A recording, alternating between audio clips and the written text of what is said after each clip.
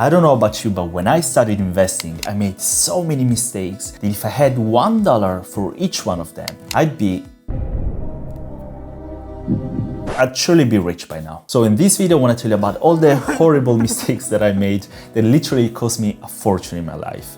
And if you listen carefully and avoid making these mistakes while investing, this is going to make the difference between getting rich and losing all your money. And by the way, if you're interested in finance, consider making that ugly red subscribe button down there a beautiful gray and drop me a like to this video. Thank you. All right, number one, the stock market is a short-term liar, but a long-term friend.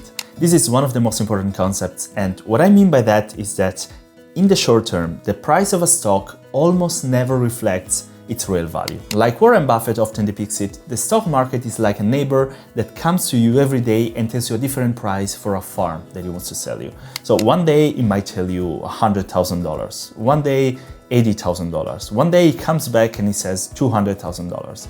And this is because the stock market doesn't tell you a price that reflects the value of a company, it tells you a price that reflects the value that people expect from that company. I don't know if it makes sense to you. And most people in the stock market act emotionally, not rationally. But if you are patient enough and you want to invest in something that you believe that in the future is going to grow, then it doesn't matter if the price goes like a roller coaster in the short term because it's based on people's emotions. In the long term, the price of the stock will tend to grow like the real growth of the company. In the long term, the stock market never lies. Number two is the past is not the future. This is one of the most common mistakes, and by the way, it's a mistake that I keep making even now, and it costs a lot of money. A strong performance of the past does not foretell a strong future performance. Many people look at companies that have been growing well in the past months or years and assume that these companies are going to keep growing well also in the future. Not only there is no assurance that the company will keep growing in the future, but a strong growth might be a signal that in the future it's going to drop. And this is valid both for the real financial performance of a company and for the stock price. As for the real performance of the company, we first have to understand why the company grew so fast. It might be because they increased their revenue a lot, but they didn't manage to increase the net profits. It might be because they got new debt. And we also have to ask ourselves if we believe that this company is gonna be able to keep growing in the future. And as for the stock price, as I said, in the short term, this is dictated by emotions, not by reality. The more people buy a stock, the faster the price is going to increase, and the more people are going to believe that they can make money with it and buy more. On the other hand, when investors start selling a stock, the price goes down, and more people now are going to be afraid of losing money with it and sell the stock, driving the price more and more down. So never try to foretell the future of a company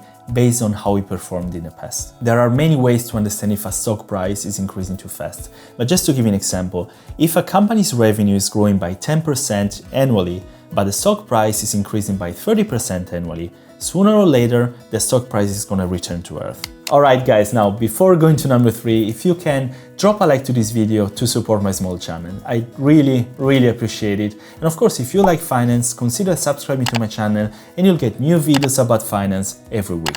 Thank you. Number three is don't go all in. Now, I love investing, and if you hear great investors like Ray Dalio, you're often going to hear that cash is trash. And this is because money sitting in a bank account is always a losing investment. Always. If you have $10,000 in a bank, you can rest assured that after a couple of years, that money is going to be worth less than before.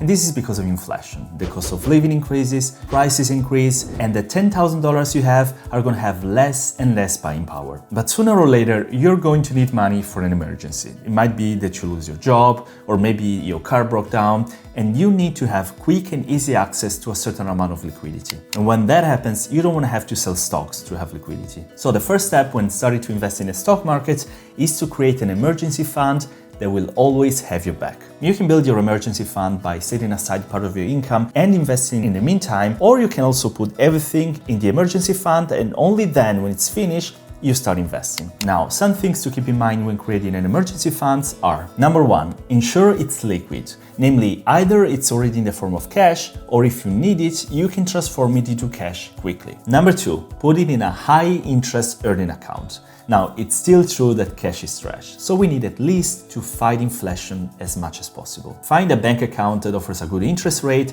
but that still gives you daily access to your money. With a quick online search, you can find savings accounts that give you 1, 2, or even 3% per year that are going to help you fight inflation while still giving you quick access to your money whenever you need it. Number 3. You should cover your expenses for at least 3 to 6 months. Now, imagine that you lose your job. You are probably gonna need at least 3 months to find a new one. And you don't wanna find yourself in a situation that you have to get into debt in order to pay for rent, groceries, or electricity bills. And number 4, remember that emergency is emergency. Now, all the money in this fund is only to be touched in case of an emergency. Not if you want a new iPhone, a new laptop, or if you want to pay for your holiday in summer. For all the other emergencies, you're going to have to find other money. Now, if you start using your emergency fund for all your other wishes, at some point when you really have an emergency, you're not going to have enough. Okay, number 4 is don't put all your eggs in one basket. In other words, learn to diversify. When it comes to investing, the first thing that comes to mind is to invest in stocks, and in particular in individual stocks. But the problem with stocks is that in case of economical crashes, they all go down a lot, like now for example. And you don't want to have extreme fluctuation in your portfolio. That's why most investors suggest diversifying. And to give you an example, Ray Dalio, the founder of the largest hedge fund in the world, Bridgewater Associates, in the 90s created a so-called all-weather portfolio. The all-weather portfolio gives an indication of how you can diversify your investments percentage-wise if you want your portfolio to grow over time, but also to remain stable and have little to no fluctuations in case of economic crisis. The all-weather portfolio of Ray Dalio consists of 30% US stocks, 40% long-term treasury bonds, 15% intermediate-term treasury bonds, 7.5% diversified commodities, and 7.5% gold. Now, this portfolio is just an example of asset allocation, and of course, every investor has his own idea of diversification. For example, Warren Buffett has deep trust in the American economy and is a big fan of the S&P 500 index. But the concept remains the same. If you invest all your money into one single asset and that asset goes bad, then you're going to have to face a strong loss. So now you might ask, Rick, how do I actually invest in stocks, bonds, gold, other commodities? Where do I actually find them? Well, the best way to invest in all these assets is through the so-called ETFs, or exchange traded funds. If you know me and my channel, you know that I always talk about ETFs and I consider them the best way to invest. To give you an example, let's say that you want to create a portfolio that is exactly like Ray Dalio suggests. Now let me put back here the graphic of the all-weather portfolio. Here we have stocks, treasury bonds, and commodities like precious metals and oil. So how can you replicate this? One way to replicate it is by simply buying 5 ETFs with the following weight. 30% Munger Total Stock Markets, ticker VTI, 40% iShares 20+ year Treasury Bond, ticker TLT, 15% iShares 3 to 7 year Treasury Bond, ticker IEI, 7.5% SPDR Gold Trust, ticker GLD, and 7.5% iShares S&P GSCI Commodity Index Trust, ticker GSG. Basically, no matter how you want to diversify, ETFs allow you to do that. Now, if you like reading and you want to learn from the best investors of all time, there is a book by Tony Robbins that I strongly suggest you read, and it's called Money Master the Game. Now, this is not a deeply technical financial book, so if you already have good knowledge about finance, there are certainly other books that are better than this.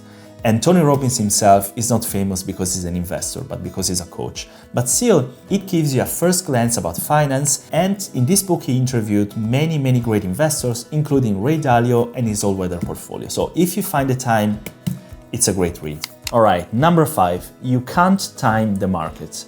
This is one of the most difficult truths to accept. I don't know why, but no matter how often this truth has been proven over the decades, we still believe that we're going to be able to understand when the stock market is going to crash and when the growth is going to start again. People, if you don't believe me that I am nobody, at least believe the great investors like Warren Buffett or Peter Lynch when they tell you that it's impossible to time the market. Let's hear it from Peter Lynch. I mean, the stock market's a very good place to be, but I can toss a coin now. Is it going to be lower 2 years from now? Higher? I don't know.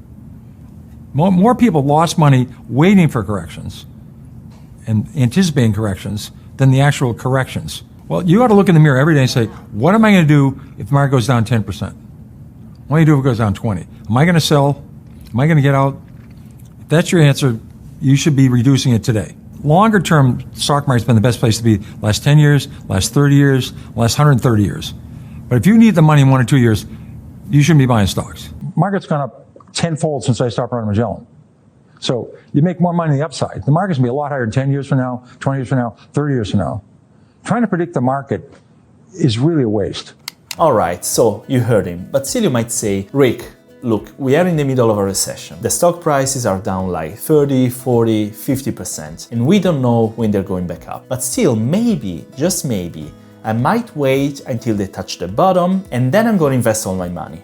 Well, the truth is, this is not really going to work. First of all, there is no sure way to understand when the crisis is over. You might see all the stocks go up for a couple of weeks, then you invest all your money, and then a month later they're back down 20% more. And second, the problem with the stock market is that the biggest gain days are right after the biggest loss days. So the probability that you have the time to recognize that the crisis is over and invest right before the big gains is close to zero. In another video I talked about 2 studies, but I'll repeat them here because the results are eye-opening. The University of Michigan conducted a study that measured returns from 1963 to 2004 and found that 96% of the positive returns over that period came from just 0.85% of trading days. Coming to a similar conclusion, Andrew Stotz, one of the top equity analysts, observed a 10-year period from November 2005 through October 2015 and concluded that if you missed the 10 best market days over this specified 10-year period, you would stand to lose on average 66% of the gains you would have captured by staying in the market. So since you can't time the markets and you can never know when it's the right time to invest, how can you approach investing? The best way, and by best I mean the one that with the highest probability is going to give you the highest returns in the long term, is by using an approach called dollar cost averaging. That means that no matter how the market is going, if the stocks are going up or down, you invest the same amount every month. What happens is that you're going to cut through all the peaks and crashes of the stock prices, and your portfolio is going to grow as the long-term average growth of the stocks you possess. If you want to know something more about the dollar cost averaging method and how to apply it in the best way, just let me know in the comment section below, and if there's enough interest, I'm going to make a video about it. Now, number 6, never listen to the news. Have you ever heard what financial news say when the market is going down? They spread panic. And what do they say if a stock price goes up? They say it's a great stock and you should invest in it. In fact, if you just Google best stocks to buy or best ETFs to buy and you read some blog articles, interesting enough, you're gonna find that they always suggest the stocks that had the best performance in the last year. Remember that whatever everybody says is always the reason why stocks are either overpriced or oversold. So most of the time, what everybody says is wrong. Number 7 is buy and hold doesn't mean buy and forget. Now, this is a difficult one, I admit it. If you want to invest in the right way, you know that you have to invest for the long term, and if the stocks go down, you don't have to panic and sell. We know this. So whenever you buy a stock and a year later the stock has lost 50, 60% of its value, you find yourself in the really uncomfortable situation of having to hold on to it and see your value getting destroyed little by little. Now, usually if you made the right decision when you bought it, holding on to it is the right thing to do. But this doesn't mean that it's always the right decision. Sometimes a company grows wonderfully, but then does something so wrong that it cannot be repaired. An example was a telephone company called WorldCom. WorldCom, until the beginning of the 2000s, was the second largest telephone company in the US. In the 90s, it was a growing, dynamic company that was giving great returns to the investors. But after a while, the company started being accused of illegal activities, and the stock price started falling. Many people kept their investment in the company, maybe because they didn't pay much attention, or maybe because they wanted to invest for the long term. So after the company's fraud was revealed, the stock price went to zero, the company bankrupted, and whoever still held stocks lost everything. Buy and holding is the right strategy, but you should never buy and forget. If you see that the stock price drops for no particular reason, always check the underlying business and find out if something bad happened. Number 8 is don't rely too much on metrics. If you start getting interested in finance and you want to inform yourself, you're going to learn a lot of sophisticated metrics that try to help you understand where the stock price is standing and where it's going. You're going to learn about PE ratios, earning per share, book value, cash on hand, trading margins, ROI, and so many other terms. And you're going to use these metrics to try to understand if it's worth investing in a company or not. So first of all, let me clarify something. It's extremely important to understand these metrics if you want to invest in individual stocks. I'm not saying it's unimportant. But you can't rely on these metrics if you want to understand the future of a company or an industry. If you really want to invest in a company, you need to take the time to dig into their financial reports to fully understand what the company is doing, what are their plans for the future, and if the market is really going to head in that direction or not. If I had to summarize this whole video in a nutshell, I tell you that the most important teaching that I wish somebody told me before I started investing is to understand the difference between investment and speculation. I dare to say that 99% of all the investments in the world is driven by speculation. For one reason or another, either because we want to get rich quickly and we take a gamble, or because we do research a company but we can't see the whole picture because we're not experts enough, most of the time we invest money without really knowing what we're doing. The stock market is a wonderful way to make money, but it can easily become the best way to ruin you financially if you take it lightly. I do love finance and investing, and in my channel I want to share everything I learned with you. So if you're interested and you like this kind of videos, don't forget to subscribe to my channel, hit the like button and ring the bell so that you'll be notified of future videos. I want to thank you very much for sharing your time with me. I hope this video could help you in any way, and as always, I'll see you in the next video. Ciao!